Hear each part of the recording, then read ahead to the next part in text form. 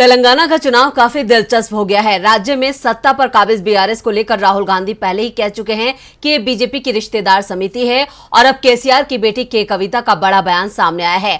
अपने इस बयान में के कविता ने यह मान लिया है कि बीजेपी और बीआरएस एक ही सिक्के के दो पहलू हैं। तो क्या कहा है के कविता ने, देखते हैं ये रिपोर्ट। मध्य प्रदेश, राजस्थान और छत्तीसगढ़ के साथ ही एक और बड़े राज्य तेलंगाना में भी चुनाव है। तेलंगाना में 30 नवंबर को मतदान है। नतीजे 3 दिसंबर को घोषित होंगे।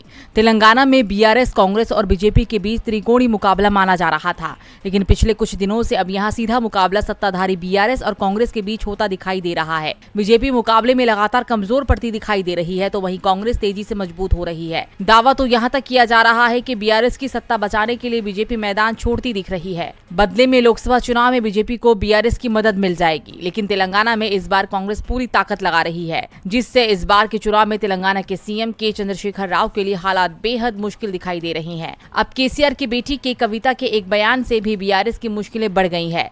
के कविता ने एक चैनल के कार्यक्रम में ये मान लिया है कि बीजेपी और बीआरएस एक हैं।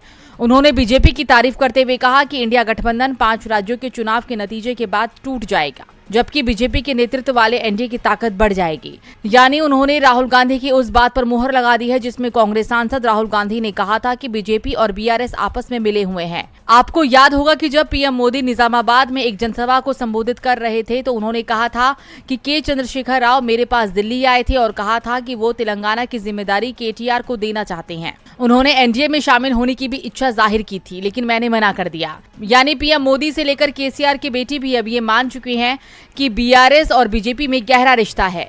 आपको बता दें कि राहुल ने अपने तेलंगाना रैली में कहा था कि बीआरएस मतलब बीजेपी रिश्तेदार समिति, यानी राज्य में बीजेपी बीआरएस की पार्टनरशिप लंबे वक्त से है। अब के कविता के बयान से राहुल के बयान को और भी बल मिल रहा है, जिससे चुनाव में केसीआर को बड़ा नुकसान हो सकता है।